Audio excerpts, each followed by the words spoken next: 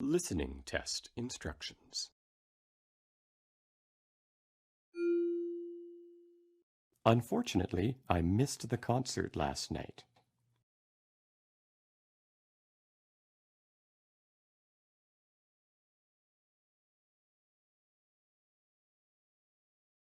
Listening to problem solving. You will hear a conversation in 3 sections. You will hear each section only once. After each section, you will hear 2 or 3 questions. You will hear the questions only once. Choose the best answer to each question.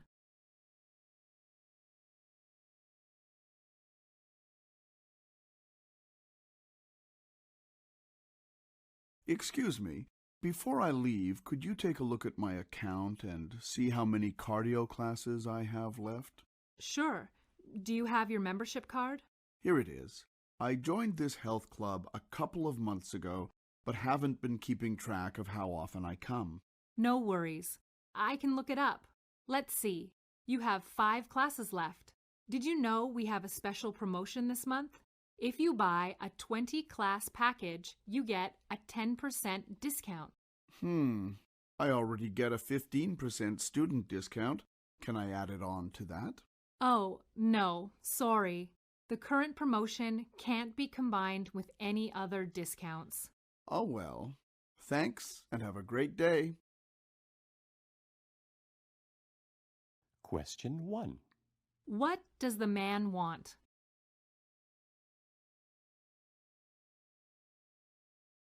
Question 2. What discount does the woman offer the man?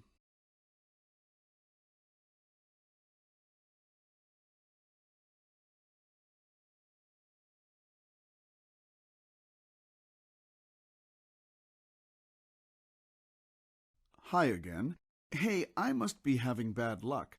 I was on my way home, and once it started raining, I discovered that I'd forgotten my umbrella. Do you have a lost and found bin? I think I might have left my umbrella in the locker room. Sure. We have a lost and found. What does your umbrella look like? It's black, the kind where the stem collapses and it becomes really small. The handle is wooden. It's the Bay brand. It might have the brand logo on the handle. I don't remember. Let me check. Wow, umbrellas seem to be a commonly forgotten item, but I think I found yours. Oh, that's great. Thank you. You're welcome. See you next time. Question 3. Why does the man return to the health club?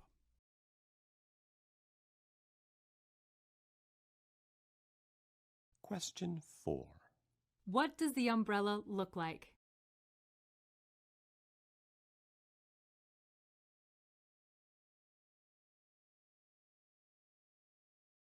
Question 5. Which statement is most likely true?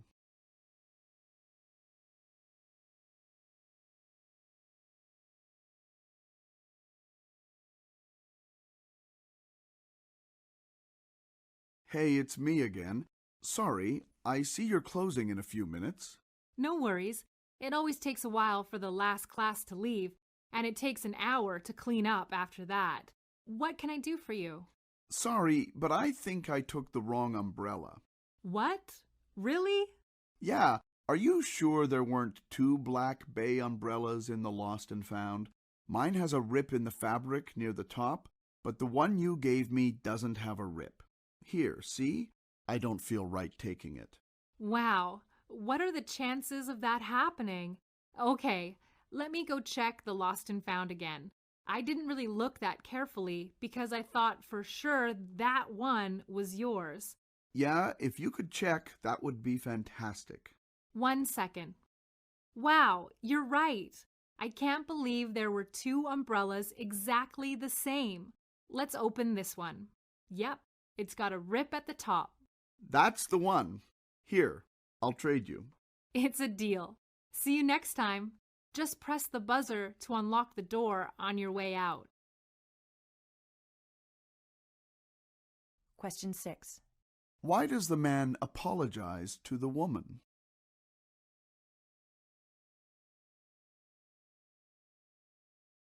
Question 7.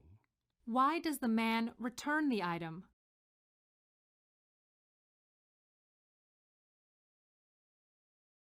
Question 8. What will most likely happen next?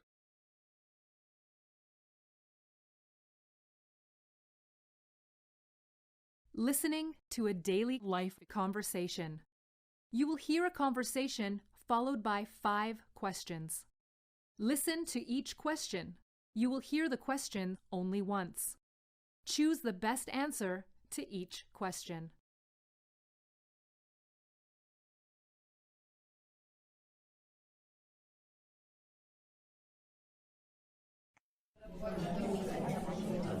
Hey, I haven't seen you before. You must be new here. My name's Jonathan. How do you like it here so far? I'm Anna. Nice to meet you.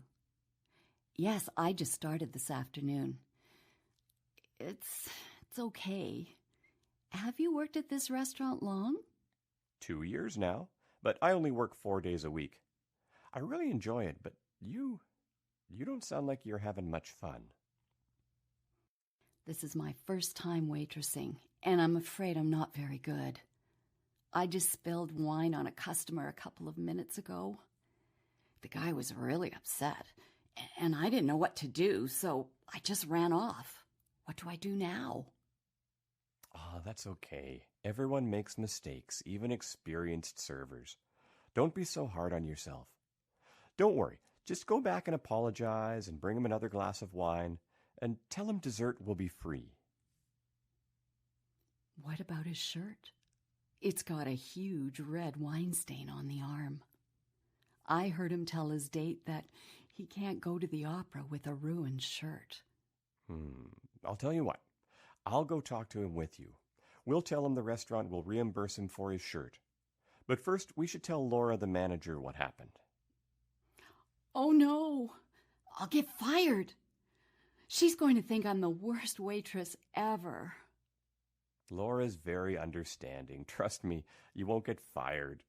She will make you practice carrying wine glasses, though. Actually, if this is your first time waitressing, I'm surprised she let you carry wine glasses at all. Usually they train you for at least a week first.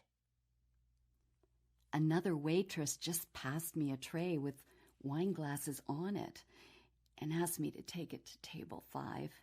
She said she was too busy. Oh, I see. She must not have known it was your first day. Anyways, let's go solve the situation. You'll feel much better. It'll be fine. You'll see. Question 1. How long has the woman been a waitress?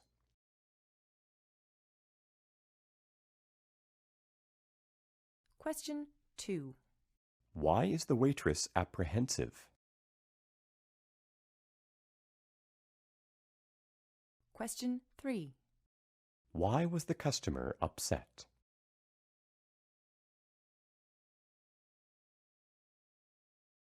Question 4. How does the man suggest they fix the problem? Question 5. What does the man think the manager will do?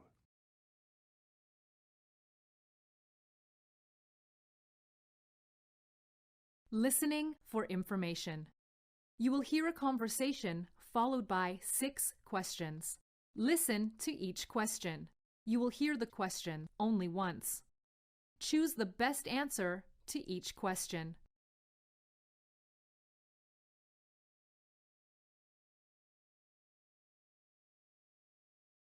Hi there. What brings you into Artland today? Hi. I'm looking to take up painting as a hobby, and my grandson just gave me a gift certificate to this store. The problem is, I really have no idea where to start. I'm wondering if you can give me some advice. Of course. That's what I'm here for. Well, let me start by asking you a few questions. Were you looking to enroll in our classes? I have a lot of free time, so I figured I would try it on my own. Certainly. Do you have ideas about what subjects you want to paint? I think landscapes. We were looking at some old photographs on my birthday, and I thought it would be nice to recreate the rolling hills of the beautiful farm I grew up on in Manitoba. I've been living in Toronto for 5 decades now, and though I love city life and the downtown skyline, the memories of sunsets on the farm are still with me. Wonderful. Well, the 3 basic types of paints are watercolor, acrylic, and oil. They are all suitable for landscapes. I would say watercolor is the hardest for a beginner to start with, even though it is the most affordable of them all. I don't think watercolor will be the one for me then. What's the main difference between acrylics and oils? The amount of time it takes for the paint to dry. Acrylic paints dry very quickly, within a matter of hours, whereas oil paints can take up to several days, even weeks, to dry. A lot of our beginner students like acrylics because if they make a mistake, they don't have to wait long to paint over it. However, that can also be frustrating because it's hard to mix the colors you want when they dry so fast. I see. Well, I don't think I'll mind fast-drying paints. I'll go for acrylics then. What other kind of supplies will I need? Do you think you'll be painting indoors or outdoors? Definitely outdoors. I'd like to paint landscapes while immersed fully in nature myself. I'm a big wilderness explorer. Sounds lovely. And if you ever feel you need some extra help, we have painting workshops at a local farm not too far from the city every last Saturday of the month. The workshop goes from 9 a.m. to 5 p.m., and participants enjoy a nice farm-style lunch meal. Thank you. I'll go at my own pace, but I'll definitely consider it. It might be a nice way to learn, socialize, make new friends, and reminisce about my mother's cooking. Question 1. Why is the man at the art store? Question 2. What is the man interested in doing? Question 3. Why does the woman advise against watercolor?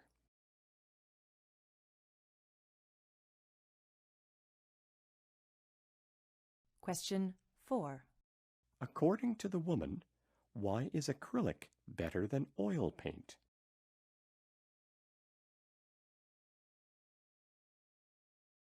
Question 5. Why does the woman suggest the workshop?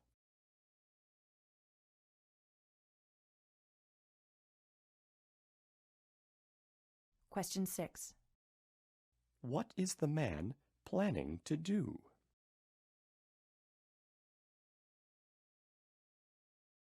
Listening to a news item. You will hear a news item once.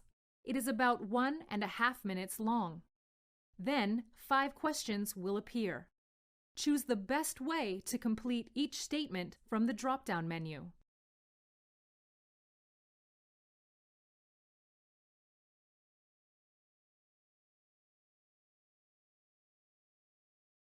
A family driving near Banff, British Columbia, on a camping trip last weekend narrowly avoided crashing into a deer, only to hit a large pheasant instead. Banff is a nature reserve, home to thousands of wild animals, including bears, deer, and countless game birds such as pheasant.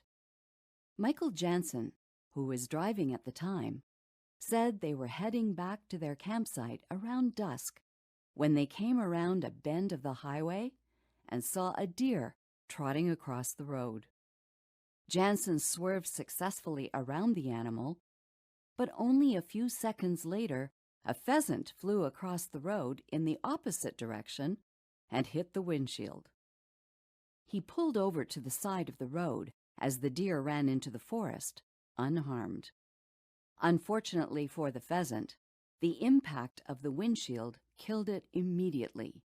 However, Jansen's daughter Emily, who took a wilderness survival course last year, decided to make the best of the situation. She took the bird back to the campsite and roasted it with garlic and onions. "It's completely legal to eat roadkill in British Columbia," she explained. "Why waste perfectly good food? It's sad that we hit it, but at least it didn't go to waste."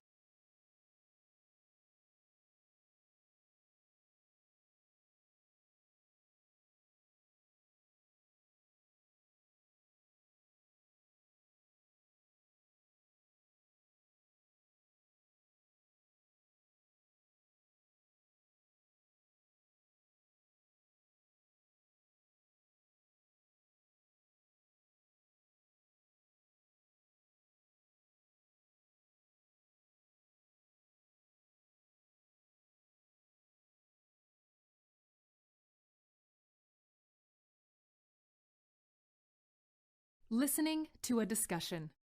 You will watch a 2-minute video, then 8 questions will appear. Choose the best way to answer each question.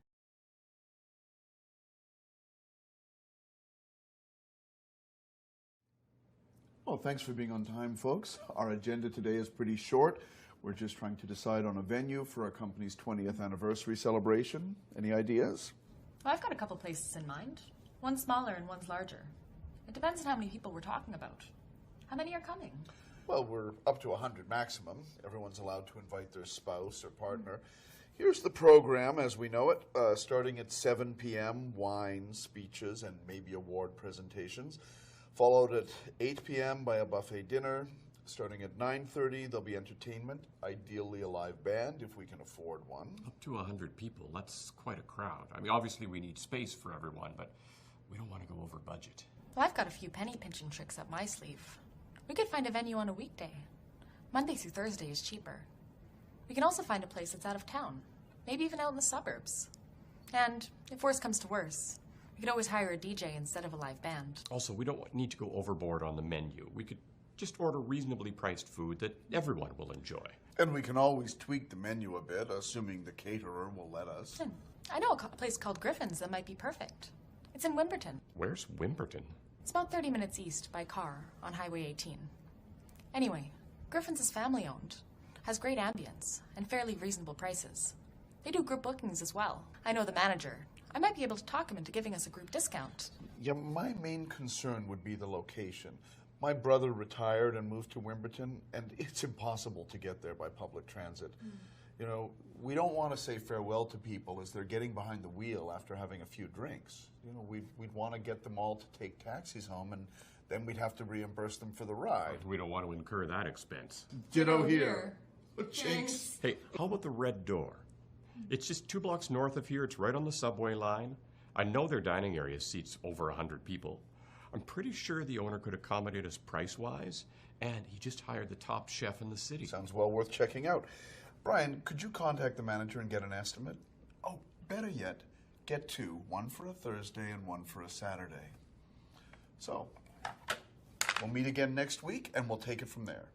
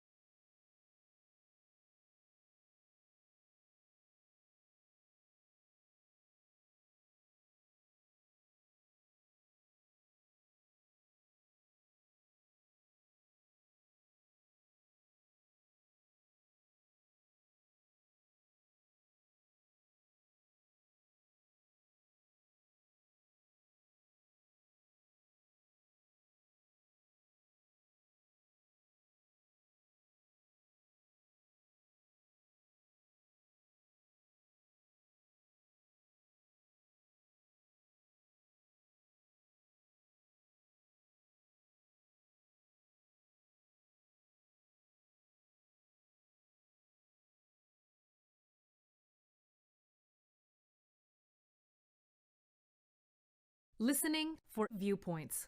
You will hear a report once. It is about 3 minutes long. Then 6 questions will appear. Choose the best way to answer each question from the drop-down menu.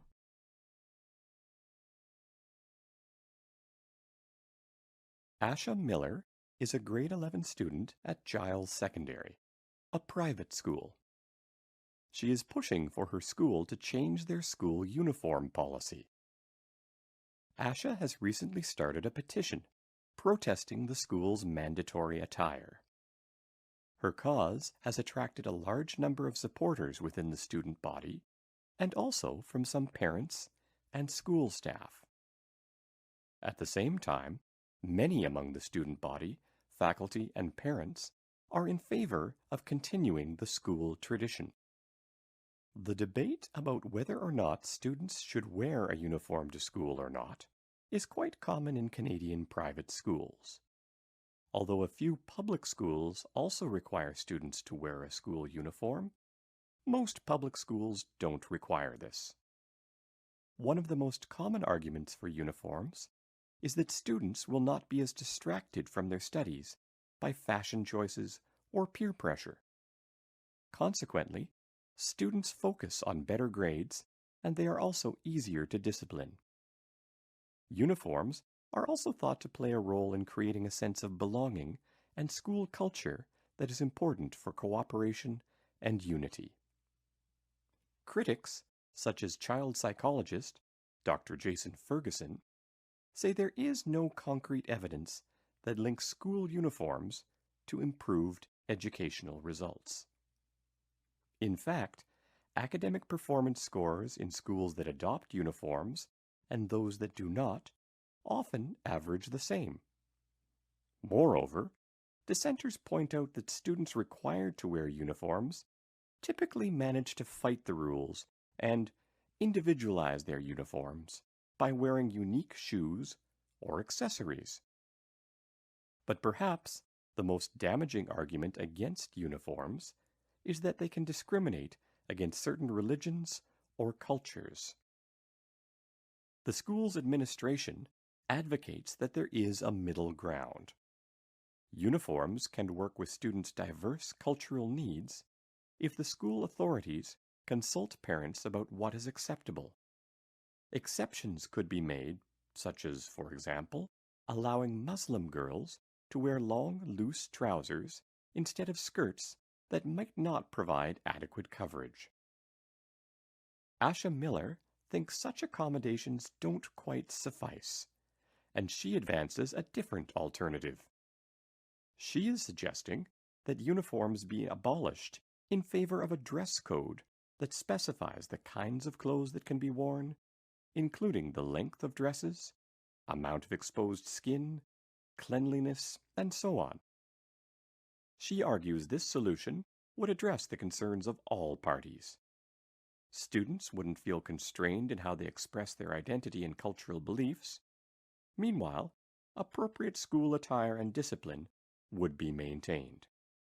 She adds that adolescence is a particularly critical phase in a person's life in which they are trying to figure out who they are and where they fit, and clothing choice is a way to truly express one's interests and personality.